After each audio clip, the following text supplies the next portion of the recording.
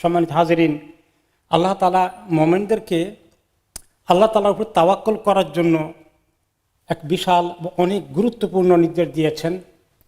এবং আমাদের জীবনে আমরা অনেক ক্ষেত্রেই অসহায় হয়ে পড়ি এবং আমাদের কখনোই এমন আত্মবিশ্বাস কনফিডেন্স নিজের উপরে থাকা ঠিক নয় যে আমার অনেক যোগ্যতা আছে, আমি অনেক শিক্ষিত, আমি অনেক বড় দায়িত্ব অধিকারী আছি, আমার অনেক টাকা পয়সা আছে, আমার স্বাস্থ্য অনেক ভালো, আমার কথা সবাই শুনবে। অনেক কিছু আমাকে কেন্দ্রে যদি চিন্তা করি, আমার কনফিডেন্স, আমার বিশ্বাস নিজের উপরে খুব বেশি আত্মবিশ্বাস হয়ে যায়, এটা ঈমানের পরিপন্থী। কারণ কেন আত্মবিশ্বাস? খুব ভালো স্বাস্থ্য জওয়ান মানুষ, তার কোন সময় বিপদ ঘটে যাবে কোনো নিরাপত্তা আছে? তার টাকা পয়সা তার কাছে থাকবে না, আল্লাহ তাআলা ছিনিয়ে নেবেন। তার শক্তি সামর্থ্য নিমেষে মিটিয়ে যেতে পারে, তার সমস্ত স্পর্ধাকে আল্লাহ চুরমার করে দিতে পারেন, তাকে আল্লাহ তাআলা খাড়া অপদস্থ করে দিতে পারেন।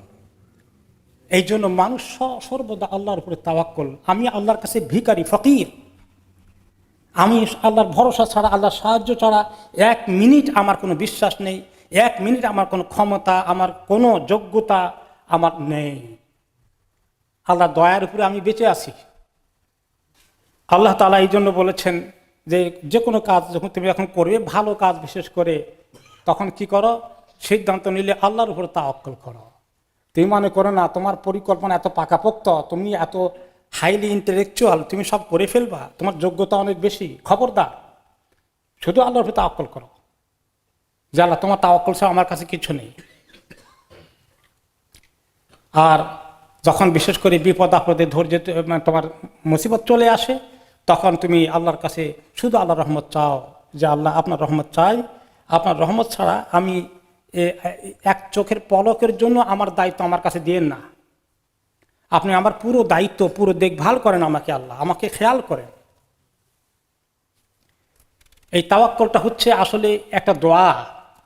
মুখে না বললেও, মুখে দিয়ে দোয়া বলি, আর অন্তরের ভিতরে একমাত্র আল্লাহই আমার ভরসা, আল্লাহর কাছে আমি ভিখারি, এই ধারণাটা, এটা ঈমানের যে অংশ, এটা নাম হলো তাওয়াক্কুল। এটা হচ্ছে ঈমানের একটা চূড়ান্ত পর্যায়, অত্যন্ত হাই লেভেল। আর এই তাওয়াক্কুল ছাড়া ঈমানটা, তাওহীদটা খুব অপূর্ণাঙ্গ থেকে যায়। যখনই নিজের উপরে কোনো কনফিডেন্স এসে গেল, তখনই আমার তাওহীদ দুর্বল হয়ে গেছে। তাওহীদের অর্থ হলো আমার আল্লাহ সমস্ত ক্ষমতার অধিকারী, সর্বময় ক্ষমতার অধিকারী জনগণ নয়, সর্বময় ক্ষমতার অধিকারী আল্লাহ তাআলা, সর্বময় ক্ষমতার অধিকারী কোনো ডিক্টেটর নয়।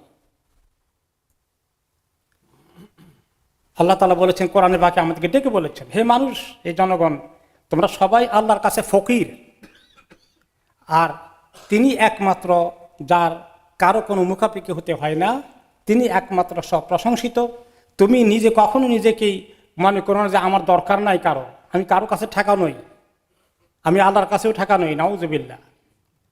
এবং তোমরা সবাই আমার কাছে মুহতাজ আছো। আর তো তিনি আমাদেরকে দোয়া শিখিয়েছেন, রাসূলুল্লাহ সাল্লাল্লাহু আলাইহি ওয়াসাল্লাম, যে আল্লাহ আপনি ছাড়া দেওয়ার কেউ নেই, আর আপনি, হে আল্লাহ, আপনি ছাড়া দেওয়ার কেউ নেই। আপনি দিতে গেলে কেউ ঠেকাতে পারবে না, আপনি না দিতে গেলে কেউ আদায় করতে পারবে না। সমস্ত স্যাংশন আপনার কাছ থেকে হবে। দুনিয়া আখিরাতে যে কোনো কাজের জন্য আল্লাহর রহমত ছাড়া পারবো না। ভালো কিছু করতে চাইলে আল্লাহ তৌফিক দিতে হবে। রব্বানা আতিনা ফিদ দুনিয়া হাসানা ওয়া ফিল আখিরাতি হাসানা ওয়া কিনা আযাবান্নার। যা দুনিয়া আখিরাতে আল্লাহ ভালো কিছু আপনি ছাড়া কেউ দিতে পারবে না, আমি করতে পারবো না। কারণ মানুষকে দুর্বল করে তৈরি করা হয়েছে, কোরআনের পাকে আল্লাহ তাআলা বলেছেন, অত্যন্ত দুর্বল। এত ক্ষমতা অধিকারী লোক, কোন মুহূর্তে তার ক্ষমতা হাত থেকে ছিনিয়ে নেওয়া হবে। আল্লাহর ইবাদত করতে হলে আল্লাহ সাহায্য ছাড়া পারা যাবে না। এই জন্য আল্লাহ তাআলা আমাদের সূরা ফাতিহার মধ্যে বলতে চাল, আপনার ইবাদত তো করি, আপনার সাহায্য লাগবে, সাহায্য আপনার কাছে চাই ইবাদত করার জন্য।